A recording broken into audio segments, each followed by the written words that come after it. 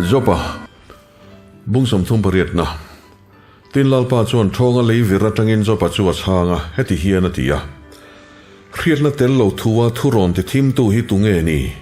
mi pa takin ipuan vengla thu ka zo tang chia mi khrilang che leilung ha chan ka phum lai khan khoya nge I om I khriat thiam chon soi ro alen lambi te tunge thia I khreme mo ani le achung zol te na tunge zam anga chan chu khoya nge adin nge a tunge akil lung phum ni var par arsi te an zai khoma pathian fate zong zong an au lai khan tui pui chu chula alo chu lai khan tuin nge kong lo khar nan asil fena tan chum ka siama atuam puana thim cha tak achim chin turte ka siama adan na le khar na turte heti thleng chau hian local la pel hau so ta hiani phone vel to pro se ka tiani lei khuna tikianga mi suak sual te thing chuak turin ipiana china jing ne na thu ipe in coffee cha hi a mun tur I riat tir ngayem lei hi nem na hlum nem angin atilang danga silfen ze rang ang nukin alangta a mi suak sual te eng chu chu sak ania aban leksan chu ti tli ani tui fin riat na ra te ilu to ngayem athuk zia te ifang chuak to emni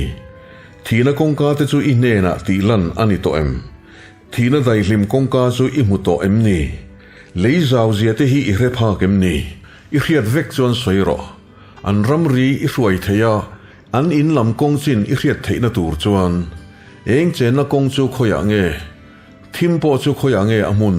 I ria ang chu chunga chuan I piang to a ini te po atam to alo vur da khol na huna ilut to in real da khol na huna po ilut to emni boy huna tan tele in dole in be nia tana ka khek chu ani engkong in nge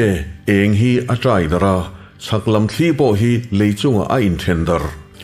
tuin nge ro puita na luan korle tek ta na kong siam tuma omlo na le mi hring chen lo na thlera ro sur tir turte ram ro le pilril ti nong turte hlobet hring tro tir turte in ro in pa anayem ni dai fim te hi tu hrin nge tu chula tangin nge vur khal hi alo chua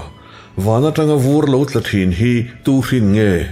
tuite po lung ang mai na saka tui pui thuk chungte akhala sirukhi I phuar khom thein chho rei vung tlarkhi I phel dar theyem ni arsi te khi a hun bia I ruai chuak theyem ni zang khwa ho te khi I ruai theyem ni